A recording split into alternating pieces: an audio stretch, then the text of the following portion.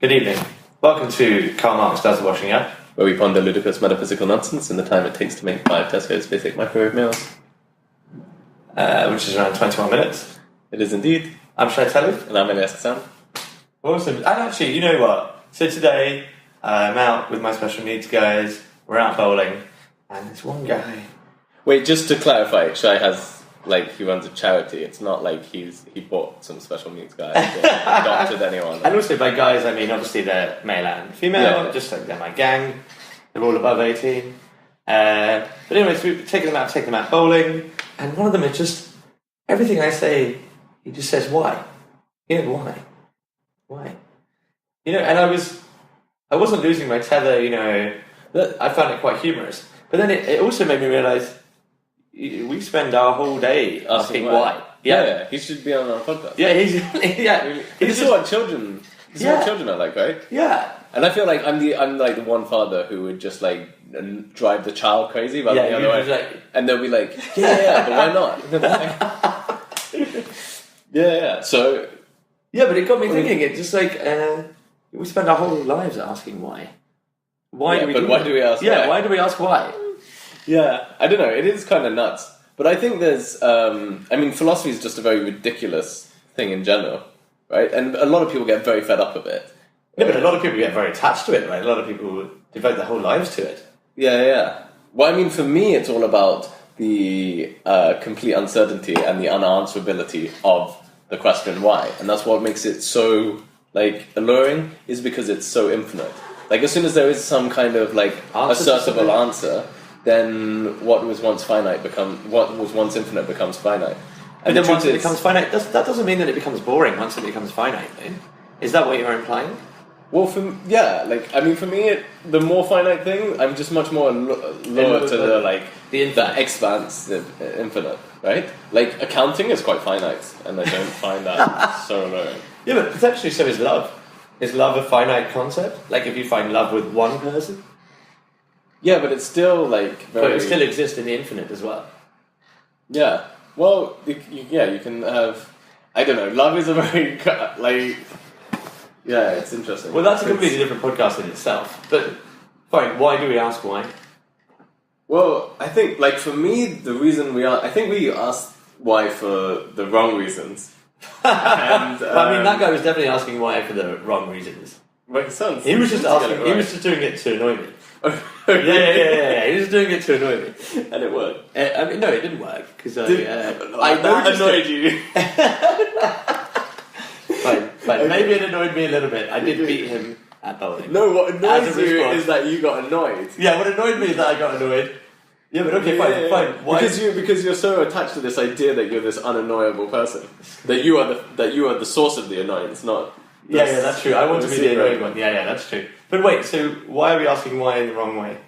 Well, so I think generally there's this idea that philosophy basically, for however long, has been asking the same questions with no answer, and do we think that in the repetition we will find an answer? Yeah, but we're idiots, because the thing is, we just go on this search, which will never really bring about the same questions, but there's an inbuilt self-promise of an answer, and all it does is breed anxiety. But that's really fascinating. Yeah, okay. So then, why all these philosophers go get into depression or kill themselves or whatever because they can't deal with the crazy uncertainty and the inability to answer anything. And whenever you ever come to some sort of idea which could be some sort of conclusion or maybe an answer to something, there's always another equally plausible or somewhat plausible answer. So does believing in this infinite and not being able to answer those questions manifest itself in not being able to answer any questions? Well, I think it just it invites a doubt into you, because you start questioning the grounding of everything. And you realise that nothing lives on anything really of any solid foundation. Wait, is that why it takes us so long to choose somewhere where to eat? Yeah, because we're this crippling doubt that we have. That we don't exist. That we don't exist. It's such a waste of money if we're feeding something that doesn't exist. Exactly. Right? Yeah. So then we're worried about what will our parents say if we're spending money on things that don't exist? That's very true. But also, within the context of science, you repeat the same questions over and over again till you get an answer. So do you think philosophers are describing a scientific way of thinking to the questions that they've been asking? Well, so this is this is my issue with philosophy is essentially it has got too rationalistic in its focus. So I think also this idea of we try and understand some sort of truth, and the path towards truth. What we do is we isolate our experience of reality from this objective idea of truth, and we sort of put this search into a framework of journeying towards truth, but the path towards truth isn't true to our experience of reality, which is very emotional, which is very grounded. It's not a purely rationalistic life that we live. So we're trying to describe it to one truth, or a truth can be applied across all of society, or what do you mean by truth? Well, we're trying to understand what the universe is, right? Is that the ultimate question? I mean, well, I don't know, is that the ultimate question? Yeah, I guess. What is this place? And why does it exist? Right? And I think we're trying to understand, what it is before we know why it is. Well, no, I guess the sciences look at what it is and how it is, and then try and the philosophers say why. Yeah. But it's funny because the philosophers are describing scientific principles to the why question. That's what we're suggesting, right? In that they're making it too rational. Yeah. But also there's very how do you approach a question in an irrational way? Well, I think just so poetry, I think, is a great mechanism for this, because it's what we sort of spoke about this a little bit before. The philosophers interrogate reality and the poets spend time with it, and so I think there isn't a pressure that we put on reality, and the philosophers put a lot of pressure on reality and structure everything in a very causal manner. Yeah, and the pressure on themselves, right? Which is what leads to the depression. Yeah. Whereas what I think we should start to use is actually use the question of why as a sort of mechanism in order to connect to the magnanimity of the universe, so that we can actually through asking a question why, we just open up a sense of awe and wonder, and through that awe and wonder we can bind to the universe, and through being bound to the universe we can understand it through spending time with it and having intimacy with it. Rather than interrogating it, right? Yeah. So this is something we touched on in the intimacy podcast that we released a couple of weeks ago, that we can be intimate with whatever it is in this energy. But if we're being intimate with the whole universe, I don't know if we touched on the fact that if you're being intimate with this supreme power, if you're actually getting closer to it. Yeah, why not? We do spend a lot of time being intimate with it. Yeah, but you are getting closer to it. But are you? It doesn't necessarily have to be a physical closeness, but an energetic closeness or an emotional closeness. But are we learning more about it? Or are you saying that's not the point?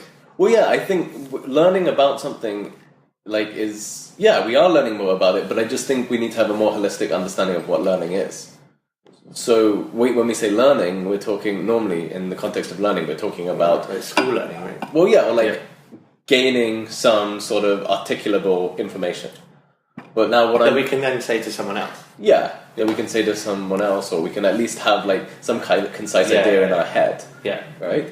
But what I'm talking about is an ineffable learning that should be integrated into the rationalistic learning, so that we can actually begin to understand a more holistic idea of the universe, which includes a visceral, ineffable, intangible kind of knowledge, which can be the same thing that you understand. You can say you know your parents, or you know your girlfriend or something.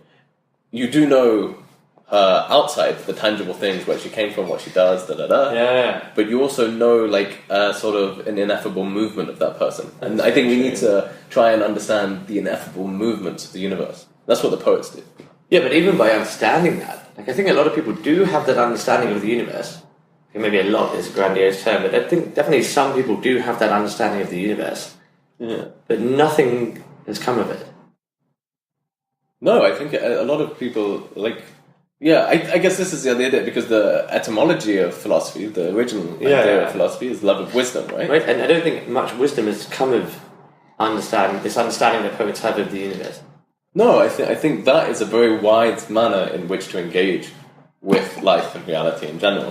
And I think there's a big split here between Western philosophy and Eastern philosophy. Whereas Eastern philosophy is based on time time spent in space or time spent in the universe? I think it integrates the emotive quality a lot more than Western philosophy, which is hyper-rationalistic, I think. And sort of tries to...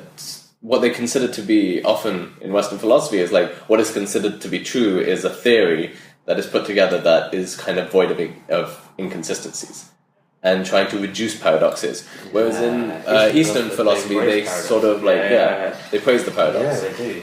But as the world is becoming potentially more and more westernized, will we see Eastern philosophies becoming more and more westernized? Yeah, I think so. So I think there's, well, I mean, there's also like a rise in the West. In like a counterbalance. Yeah, in a counter, of Eastern philosophy and stuff. But I do think that, I think the Eastern philosophies, which kind of up until now have manifested in the sort of consciousness of the nation and of how the nation works. Yeah. I think that's going to begin to deplete, and the philosophies will remain, but they will remain within the philosophical realm. They won't. They won't be over. Well, because like now, Eastern countries are being like educated in Western. Yeah, that's very true. Sort of just ways of thinking. Yeah. So then we'll still love and admire the sages, but the everyday man won't be connected to that sort of like more holistic conscious way of thinking. But we can see that every day, right? We see that every day when we're in London, don't we?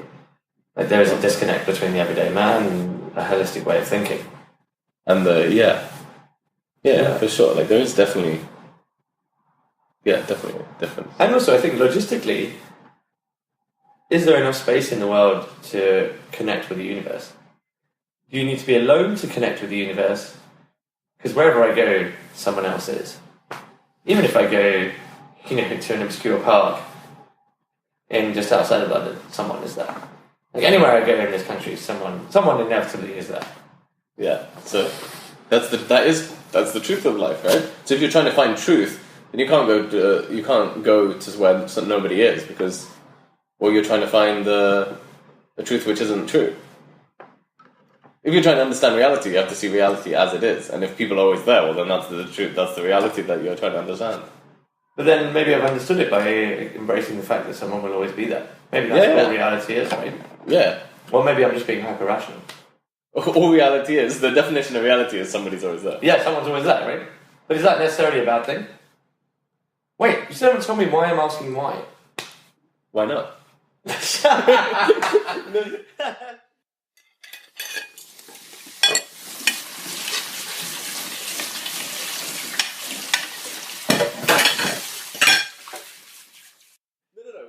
Why? I don't know why you're asking it why, but why people ask why we ask why is because we're trying to open up the spaces, right? No, and we're trying to okay, we're doing we're trying to find.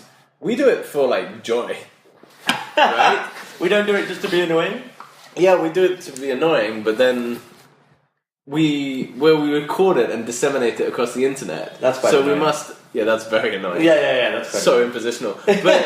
But we must, on some level, think it's like something other than annoying.